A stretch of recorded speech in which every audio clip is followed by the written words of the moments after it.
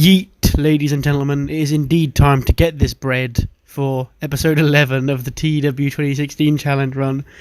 SmackDown Live, 205 Live, March Week 1, Lego.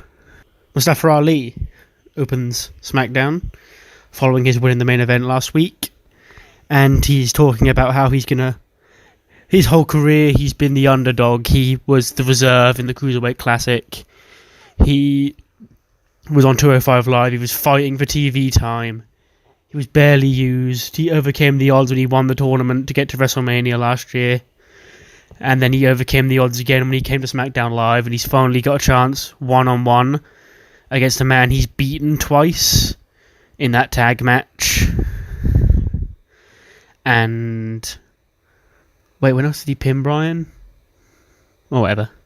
He's beaten him before, is what I mean to say. Brian himself would come out, scold him for being a small man who drives an SUV and being damaging to the planet, and how the world needs someone like Brian leading them and not someone like Ali. That's when a third man comes out, formerly injured, now back, Samoa Joe, who says that he would be the WWE champion right now if he was allowed to compete inside the Elimination Chamber, and he wasn't, and that is all Ali's fault. So Ali is getting an opportunity against a champion that should be Samoa Joe, and you're damn right Joe wants to get revenge on Ali. So it's an announced in the main event, Samoa Joe versus Mustafa Ali one-on-one. If Joe can beat Ali, then the title match at Fastlane becomes a triple threat. Quick match, Rusev and Shinsuke actually doing well against Wolf and Killian Dane of Sane. Shinsuke pins Wolf with the Kinshasa. These two forming an alliance. But we'll see how that ends, because after the match EC3 comes out onto the ramp. He says that last week he doesn't appreciate Shinsuke jumping him during his match with Rusev for the title last week. And he challenges Shinsuke to a match at Fastlane for the United States Championship. Good EC3 wants to get his revenge on Shinsuke. Shinsuke, of course, being Shinsuke and wanting a title, accepts this. And Rusev is confused because he's like, but I was on course to win the US title, but then Shinsuke jumped in and got me disqualified, and now he's getting the title shot at the pay-per-view. So, could there be dissension in the ranks here between the newly formed Bulgarian Shinsuke unit? I'm not surprised. Why am I shocked? Who does Lana click with in the ring? Who brings the best out of Lana? And she got buried. Well, she didn't get buried. She got squashed by Naomi. After the match, Naomi and Carmella batter Naomi some more. Yep, this is still a thing. And I'm sure Naomi will need a friend to help combat these two evil bimbos. Kofi and Jimmy Uso have a match.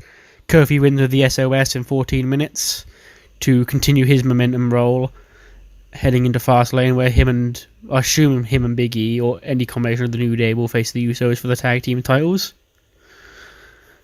Backstage, we've got Rey Mysterio with one of the interviewers, but only Charlie Caruso's in the mod, and she's on Raw, so pretend like Dasha or someone is on screen. Rey says after the Iron Man match, they had a Elimination Chamber where they drew, and we couldn't find the better man. He's found newfound respect because Andrade gave him his all, he gave Andrade his all, and nobody came out on top.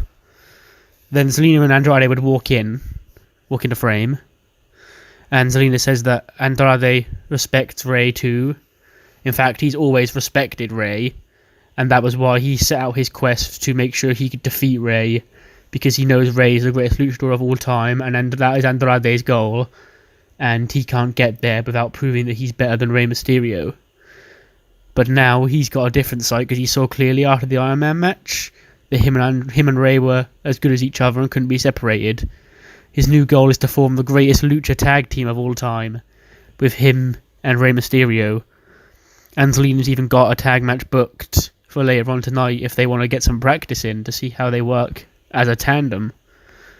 And then Ray ponders for a minute because it's still Andrade who's been attacking him recently, and he's like, okay, I'll give it a try. The Nickies have their match. Nikki Cross, I'm sure to no one's surprise, beats Nikki Bella. Nikki Bella was mainly only back to give someone to put over Nikki Cross, so that would be credible. And so I could do the funny segment with the two Nickies last week. But she's now lost, and Nikki Cross is on her way to Fastlane to face Asuka. We then get Mandy Rose in a dimly lit, like, romantic, it would have, like, red lighting, rose petals all over the bed, her sat there, probably in a dressing gown. And she sat there explaining why she turned on Sonya. She says Sonya was holding her back because she took the pinfall in the chamber. She took the pinfall last week against the Iconics.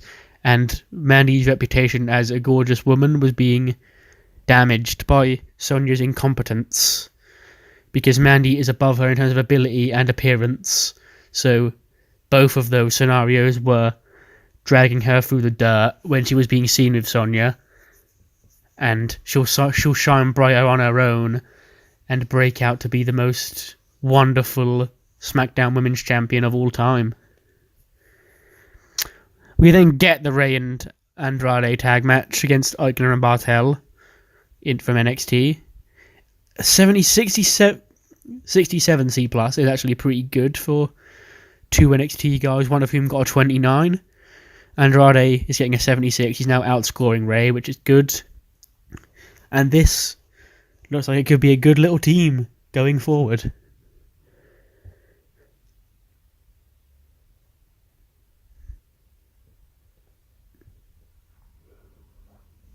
This did good. Shelton is really doing well in these matches, these little showcase matches where I put him in, where he's been losing, yeah, but he's actually been putting out some good matches. The one with EC Farini has one here with AJ Styles, which he loses, and then after the match, AJ's jumped from behind and beaten up by Randy Orton. We've not given an explanation why. I'm sure Randy will tell us in due time, but for now, that's all it is. What is this? Oh, I can turn Orton in a company where I have face and heel divides turned off because they're just a pain. AEB again. Ali will eventually be smashing them out, guys. He's on a slow climb. He's at 62 right now. And him being in the ring in the main event with Joe will definitely help him out. And Joe does choke him out and gets the win. Ali wouldn't tap out. He'd pass out after going for like an 054, and Joe would kick him out of the air or something, or some other underhanded method of getting him in the clutch, and Ali would pass out, and Joe is also now headed to Fastlane to make it a triple threat match. Show ends 81B, 26 regions increased. That's actually okay, better than I think Raw did this week. And we'll pause here, and 205 Live will be up shortly.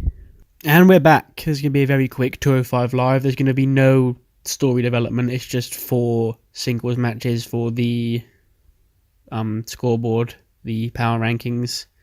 Tyler Bate gets a singles win over Morgan Webster here after his debut last week against Gallagher and Webster. This is going to get Bate on the scoreboard, and also I think Webster had a point which he'll now lose because he lost to Tyler Bate here. Next match, Cedric gets his second point after scoring a victory over TJP, who has never had a point now because he lost to Kalisto in the match that mattered. Yeah, so Cedric's now on 2, TJP still on 0.